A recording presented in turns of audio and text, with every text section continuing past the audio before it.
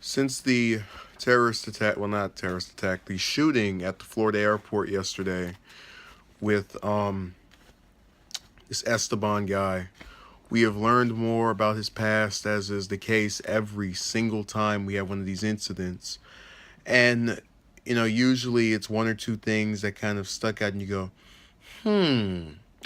But in this case, it's kind of a number of things. I mean, we start January of last year where he choked out his girlfriend, according to police, and that case got deferred. Another incident of significance was him going to, and I think I mentioned this before, this mental asylum or this mental place or wherever you call it, where you just go and get yourself checked out. And he said, I'm hearing these voices in my head. They're telling me to commit acts of terror, but I'm totally fine. I can totally handle it. That was another sign right there. Um,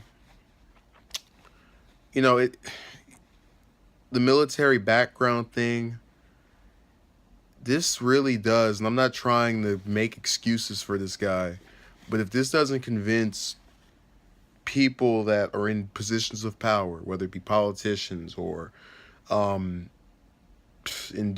anyone who can attempt realistically and have the ability to take care of veterans, this really should prove that there is something that they see over there that drives them to the point of just what this was craziness.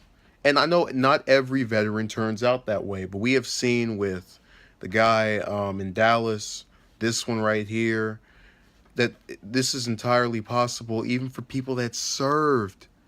Why else would you go into the military other than to protect your people? To pick up chicks? That's apparently what the Dallas one was doing. He was trying to steal some underwear. So I'm confused. Why does this keep happening? And why do we, and my voice is a little broken up because I'm still recovering from this cold. Why do we have such a hard time picking out signs saying this is this is that, this is whatever? We need to take note of that. Why is this so hard to do? Where you just say, no, no, that's bad. No, no, no, no, no, no, no. Why is that so difficult? That it makes no sense to me, and I really hope that all of these continued shootings, they need to have some kind of impact, because you had Rubio and somebody else, over there in Florida, talking about their sorrow and sympathy, and you have Obama talking about, oh, he's heartbroken. You were heartbroken when the woman and the man got shot on TV by the gay black dude about a year and a half ago. So Rubio and another guy, I think, said something about their prayers and their wanting to share their condolences with mourners. That was the same thing they did when the nightclub shooting happened. Are we just going to get to a point where we just keep hearing these generic, sorrowful statements from politicians that make no impact? And look, I'm not saying that it's wrong for public officials to say this is bad. I feel horrible about this. But with the exception of, I forget his name, Cox, the lieutenant governor of Utah, there has not been a single one where I was like, oh yeah, this will definitely make a change. And this guy, I can tell by the way he speaks about this that he was affected by it.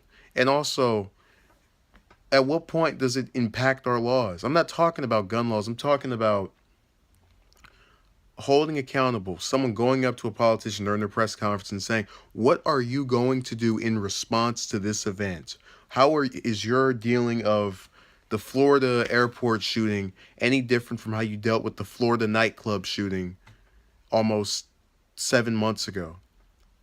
That needs to be a question we ask. And I don't feel it's getting addressed. So that's what's irritating me.